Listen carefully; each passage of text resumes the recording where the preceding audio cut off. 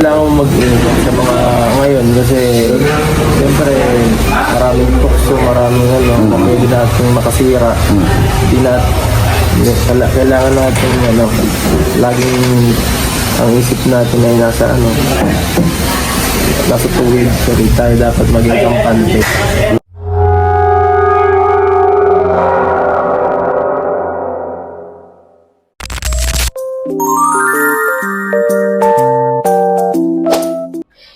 Edu nagalit sa kanyang mga beneficiary, pinalayas na sa apartment at habi pinagsabihan si wifey.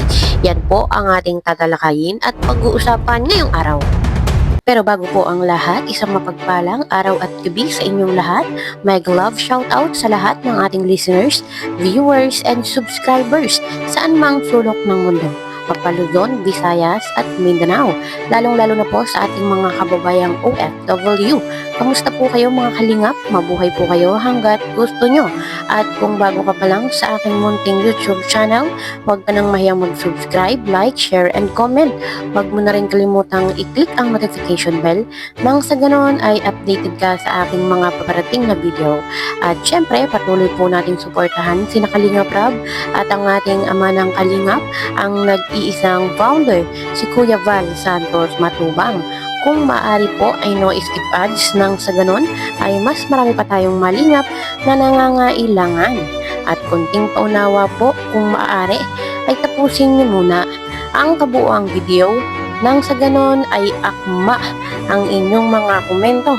Ito ang hinanakit po ng ibang mga titas. Bakit ganito? Hindi ko na po babanggitin yung mga pangalan nila pero alam nyo na po ito at alam din nila. Sana huwag pong ganito. Kasi po, sila po, kaya nasa po apartment na yon. Sana isipin din nila po ang mga sponsor nila na kung tama ba o hindi ang kanilang mga ginagawa.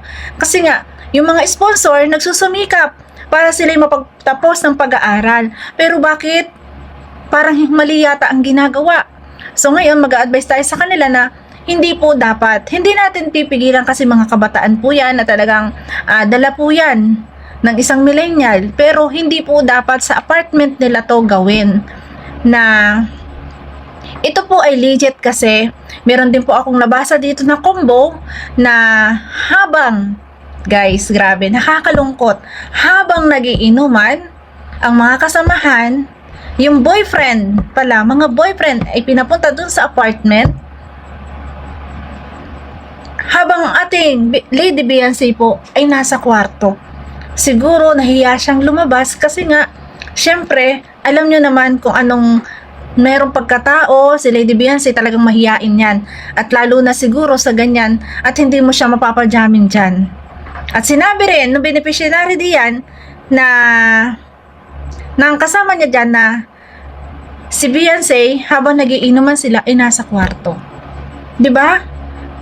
Maganda ba to o hindi? 'Di ba? Hindi maganda. Kasi po, mga babae silang magkakasama sa apartment. Dapat, hindi sila magpapapasok dyan ng lalaki.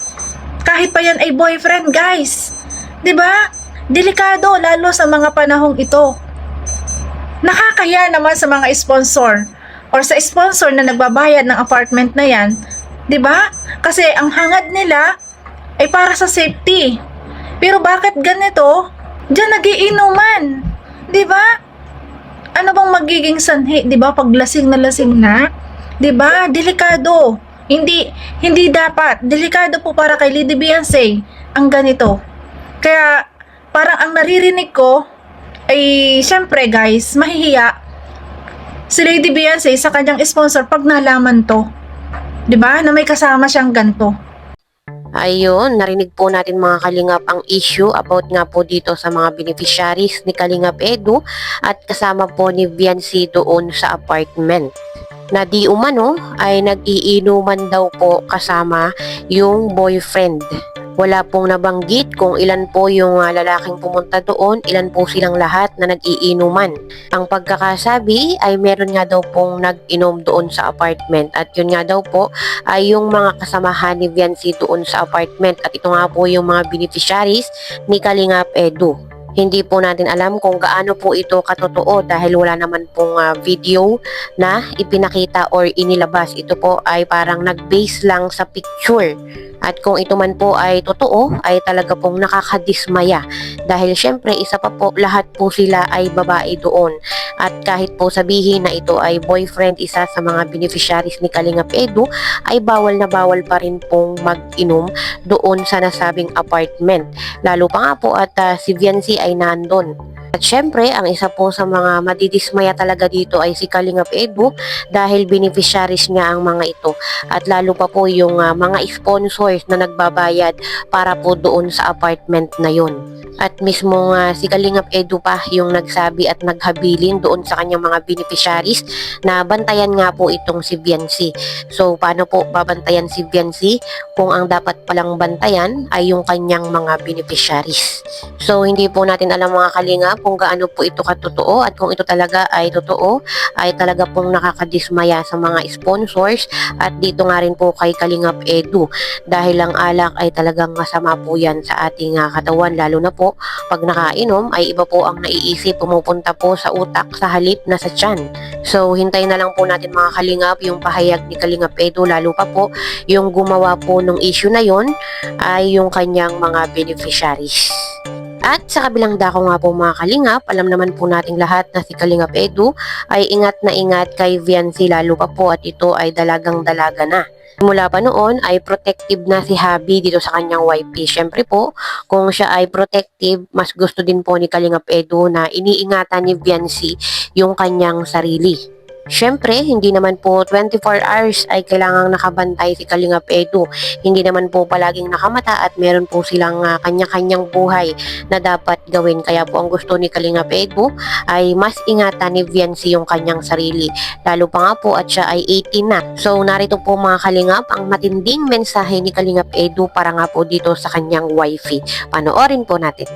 One word para kay Viancy, ngayong 18 na siya, and explain. Ano? Ingat. Ingat.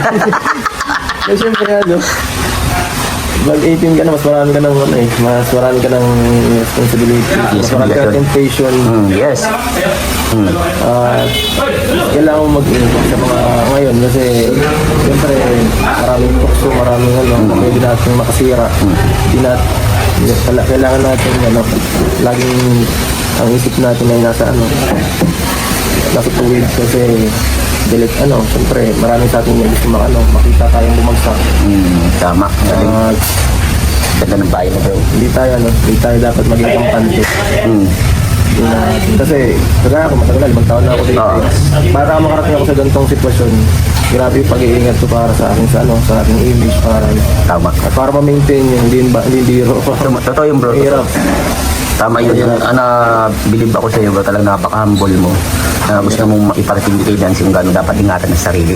Lalo sa mga tukso. Lalo na bata pa siya, marami pa siyang gustong maranasan. Yes. Mahirap yun.